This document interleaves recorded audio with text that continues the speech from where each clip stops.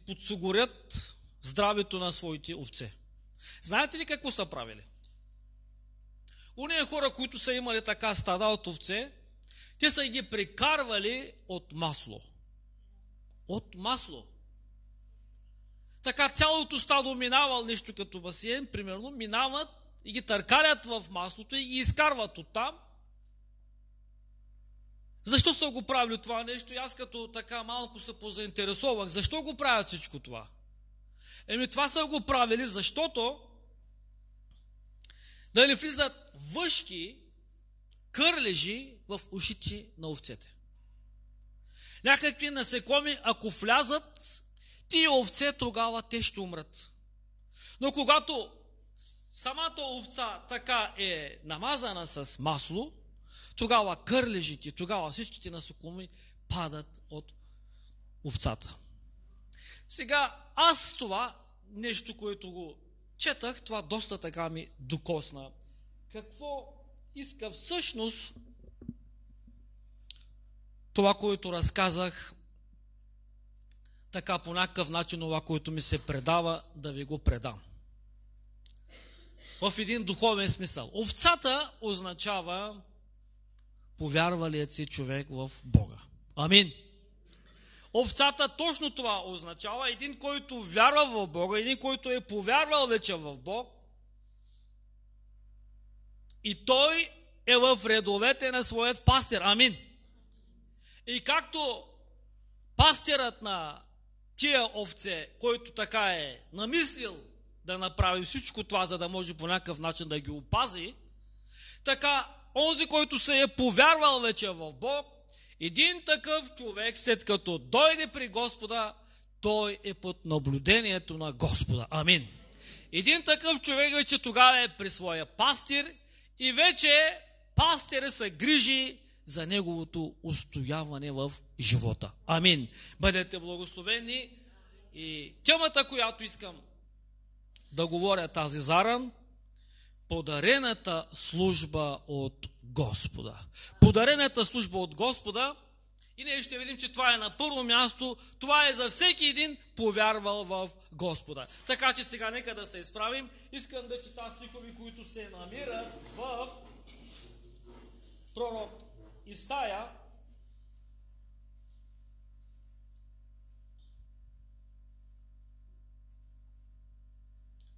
Исаия 66 глава от 20 до 21 стихове. И ще доведат всички ви братя от всичките ви места, казва Господ, на коне, на колесници и на едногърбени към или към светият ми храм. Господ, както израелевите синове, така и всички от моя дом, така ще се изберя и свещеници от всичките тия народи. Амин. Нека да седнем. Това е в Исаия 66 глава от 20 до 21 стихове. Вярващият човек веднъж вече се е покаял.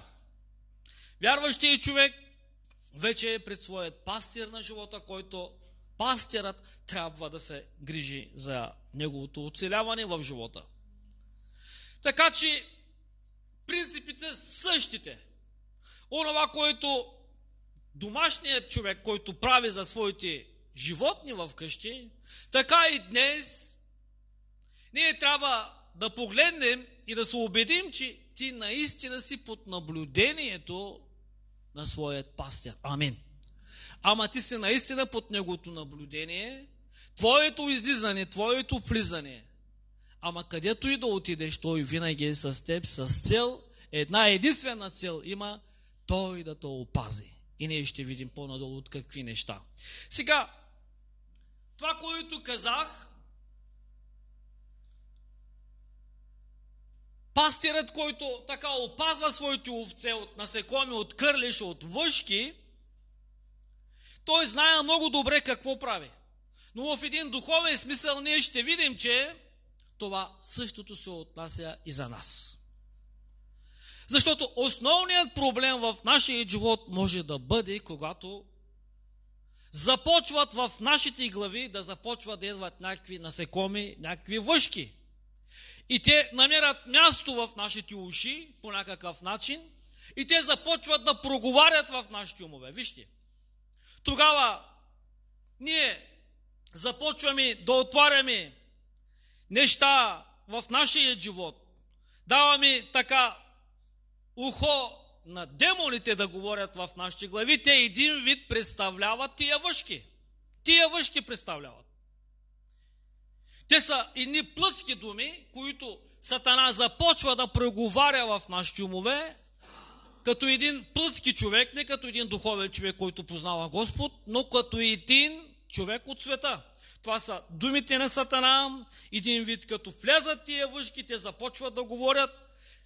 Тогава се появяват едни земни планове, които ние искаме да ги приложим в нашия живот.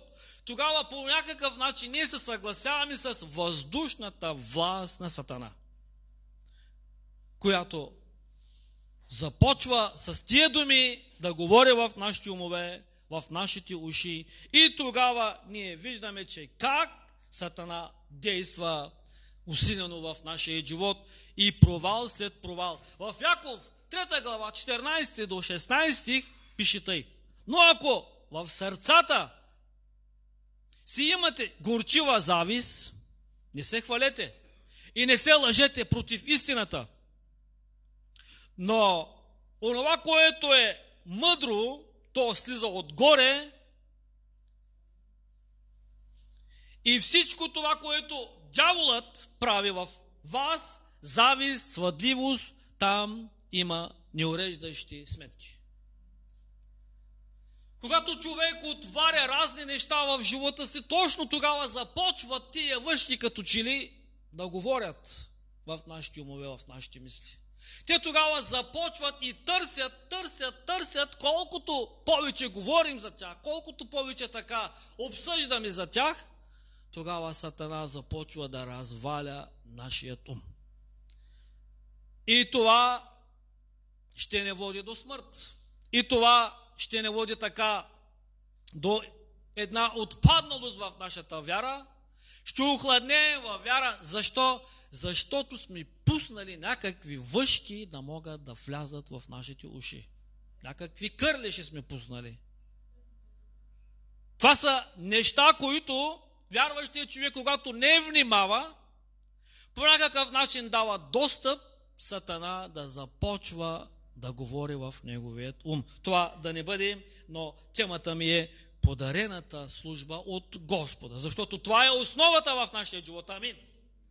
И ние, когато се отделим от тази основа, ние, когато се отделим от нашия девиз в нашия живот, това, което Господ ни го е подарил, и Той е казал така: ето сега те помазвам. Амин. Помазвам те. Защото нашето помазание, на първо място, това е основата. Ние сме помазани чрез кръвта на нашия Господ Исус. Амин. И нека всеки онзи, който вярва в Господ, да повтаря след мен: Господи, благодаря ти, че ти помаза кръвта си над мен. Благодаря ти за твоята драгоценна кръв. Амин. Бъдете благословени, мили братя и сестри, така че подарената служба от Господа. Ние веднъж завинаги сме вече потопени в кръвта на Исус. И вече не бива да допускаме някакви въшки, някакви насекоми да дойдат в нашите уши, това да не бъде. Така че вижте, знаете ли, Бог не напразно така прави големи, изказва големи думи за вярващия човек. Той не напразно казва, че вие сте мои синове. Това не е напразно, вижте. Не е напразно. Но Бог, като казва нещо, Той има предвид какво иска да каже. Сега, знаете ли, че много хора държат на това те да имат апостолско служение. На тях да им се казват апостоли. Апостоли. Просто така искат тази титличка да им се казва. И това като че ли те като го чуят и се радват на това, и това по някакъв начин, след като съм чувал някои хора, те казват, това ми дава истинг. Това ми дава някаква енергия в живота. Защо? Защото това е най-голямата титла от Бога. Апостол. Това е нещо много голямо. Но аз искам да се върнем назад във времето и да видим най-простото учение, онова, което подобава за вярващия човек. В Исаия 66 глава там се казва, че аз ще доведа от далечни места, ще се избира свещеници. Амин. Свещеници, които аз ще ги ръкоположа и те ще бъдат мои свещеници по лицето на земята. Амин. Така че, кои са тия свещеници? Той не е казал, аз ще издигна апостоли между вас по краищата на земята, но той е казал свещеници. И то мнозина свещеници от народите. Сега вижте, Бог кани всеки един човек и всеки онзи, който е вече повярвал в Господа, един такъв човек е пред Господ Исус Христос свещеник. Амин. Нека да кажем, Господи, благодаря ти, че аз съм свещеник, че ти ме помаза като свещеник. Господи, благодаря ти, че ти ме избра като свещеник, че ти ме помаза като свещеник. Слава да бъде на Господа. Това е най-обикновеното и простото, което един обикновен вярващ човек така да не би гърдите си и да каже, аз съм един свещеник пред моят Бог. Така че, онзи, който е повярвал, няма никакво значение дали ще е млад, дали ще е възрастен, дали ще е беден, дали ще е богат, или няма никаква възрастова граница в това нещо, или пък няма значение дали ще бъде мъж или пък ще бъде жена. Всички уния хора, които са повярвали в Господ, те са свещеници. Амин. Така че ти, тази заран, си свещеник пред нашият Господ Бог. Амин. Ти си този свещеник, който си свещенослужител в Божия храм. Амин. И Божият храм, това е твоето тяло. Амин. Това е твоето тяло, защото Господ казва, Той живее вътре в твоето тяло. И Той го е направил храм. Сега твоят дух, както се покорява свещеника, твоят дух, вътрешният ти човек, трябва да се покорява пред нашият Господ Бог. Амин. Така че това си ти свещеник. Свещеникът е най-големият, значи за всички времена да ви кажа. Сега онова, което е отхвърлено от света, защото до сега никой не съм чул да избере да бъде свещеник. Пастирите, евангелистите, не знам други, апостолите. Никой до сега не е казал така, че моето призвание е да бъда свещеник. Това може би е най-малкото, това може би да е най-унизителното, затова хората не го искат. Но ние ще погледнем на всичко това, защото това е голяма дарба за всички времена, човек да бъде свещеник на живият Бог. Амин. Това е най-голямото нещо. За всички времена ти си свещеник пред живия Господ, така че свещеник, който Господ Бог приема лично в теб. Амин. Той приема лично теб като Негов свещеник. Амин. Бъдете благословени. Така че подарената служба от Господа на първо място, това е лично за теб, като дарба да бъдеш тази заран, да живееш тази заран с това дознание, че ти си свещеник пред Бога. Амин. Ти си свещеник пред Бога. И не отвърляй това служение. Ама всеки един човек е свещеник пред Бога. Както в Стария Завет свещениците бяха левити, днеска всеки един, който е повярвал в Господа, един такъв пред Господа е свещеник. Така че подарената служба от Господа като свещеник е служение на вярващия човек и това е лично дар от Господа. И имаме стихове, които казват в Откровение 5 глава 10 стих, се казва така: и ти си ги направил царство от свещеници, които царуват на земята. Амин. Благодаря ти да кажем, Господи, за това, че ти си ме избрал да бъде от Твоето царство и да бъда свещеник в Твоето царство. Амин. Така че тази заран Господ по име не е извикал. Ние да дойдем пред Него и да бъдем истински царство от свещеници. Амин. Така че подарената служба от Господа и е служение на вярващия, което е наследствена от Исус като свещеник. Амин. Знаете ли, че Исус беше най-големият свещеник? Амин. Ама Той ни казва за себе си и Писанието ни казва за Него, че Той е апостол. Не се казва така. Но за Него се казва, че Той е първосвещеник. Амин. Сега в Стария Завет първосвещеникът имаше така много други свещеници, които му помагаха в работата. Амин. Така че тази заран Исус е първосвещеникът. И Той, след като е първосвещеник, в службата, която Той ни е призвал, ние сме съработници заедно с Него в това служение. Амин. Бъдете благословени. Съработник означава човек да направи това, което е Господ направил. Точно това означава съработник. В делото, което е бил Исус, и това, което Той е правил, да направиш и ти същото. Да служиш като Него, вижте, и най-важното, което е пък да ви кажа, докато не станеш свещеник, не можеш да влезеш в светият храм. В Светая светих тогава няма как да влезеш. А важното място е това. Човек да може да влезе в Светая светих.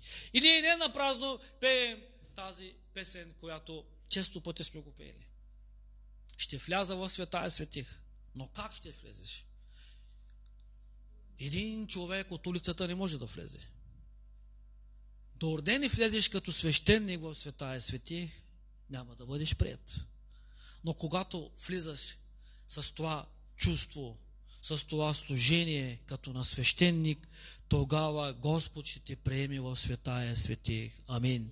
Така че това е дар от нашият Господ Исус Христос. Амин. Всички Негови последователи, ние сме получили това свещенослужение от Него. Той е първосвещеникът. Както един син получава от баща си някакво занятие, някакво служение, нещо получава от баща си, така ние сме получили от Исус Христос това служение, тази заран ние да бъдем като свещеници пред нашият Господ Бог. Амин. Бъдете благословени. Подарената служба от Господа, тя трябва да се изпълнява с любов пред нашият Господ. Амин. Ама наистина с любов трябва това да стане. С истинско желание. Защото онези хора, които имат любов в сърцата си, вижте, те с любов работят и имат енергия в себе си. Амин. Тази заран, виж, енергията имаш ли в себе си? Тази заран, виж, любовта на Господа имаш ли в сърцето си? Тази заран, виж, добре вътре в себе си, дали си свещеник, и ако си свещеник пред Господа, дай с любов да работиш пред Господа. Оние хора, които имат Божията любов в себе си, ама нищо не може да ги спре. Оние хора, които живеят с Божията любов, те винаги навсякъде са първи. Те така лесно, да ви кажа, не отпадват от вярата. Такива хора. Защо? Защото Божията любов ги държи. Амин. Бъдете благословени. Подарената служба от Господа, ние казахме, че е наследствено от Исус Христос. Тя трябва да бъде изпълнена с любов пред нашият Господ. И ние ще видим на трето място, че подарената служба от Господа, тя трябва да се приеме като изграждане в живота на човека. Амин. Като изграждане в живота.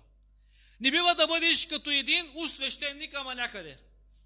Някъде по края там в храма и седи така с кръстия на ръце, като един гостинин. Няма как да стане с работа.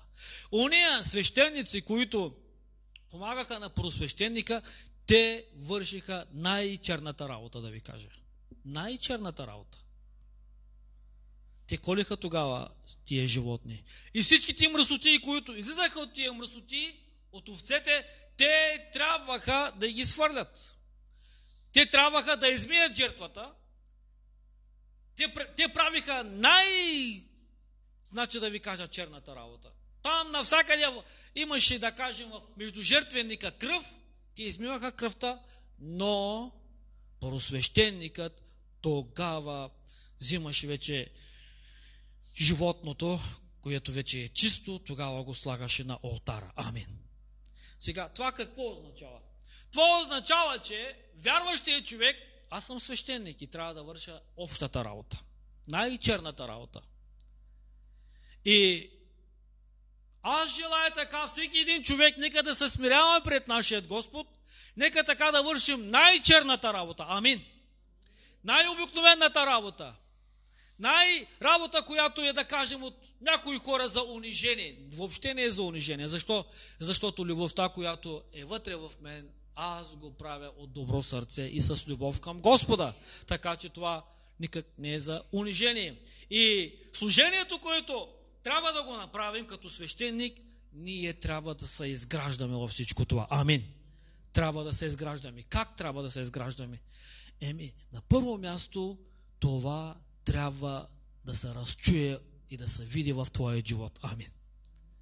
Ама това трябва да бъде явно навнякъде. Навсякъде, където и да си. Хората да знаят, че ти наистина си изграден в това служение. Амин. Че ти израстваш в това служение. Че ти не се свидиш като работиш в това служение. Че ти всичко това, което го правиш в това служение, даваш го от себе си.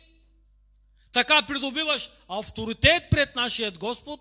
Така придобиваш повече и авторитет на Господа. Приемаш авторитета, изграждаш се във всичко това. Вижте, това са неща, които вярващият човек във всичко това трябва да се изгради по някакъв начин. Подарената служба от Господа, тя трябва да се остави като наследство и на твоите деца. Амин. След като сме вече вярващи, след като вече сме приели нашият Господ за Спасител. Сега, ти си свещеник. И ти си длъжен в земния си живот да издигваш свещеници. Ама твоите деца, те трябва да бъдат свещеници. Твоите деца, дори твоите внуци, те трябва да бъдат свещеници. Така че имаш пред себе си работа. Имаш пред себе си работа, която ти да ги изградиш, те да могат да израснат в това служение, да могат да разберат, че наистина те са отделени и са избрани от Господа и са призвани за едно такова служение пред нашият Господ Бог. Амин. Така че тя трябва да се остави наследство. Така че тази заран, какво оставаш като наследство? Какво оставаш като наследство? Имот, добре правиш. Правиш хубави неща, помагаш на своите деца, на своите внуци, добре правиш, не е нещо лошо. Но най-важното е да им оставиш, те да бъдат служители и то като истински свещеници пред нашият Господ. Амин.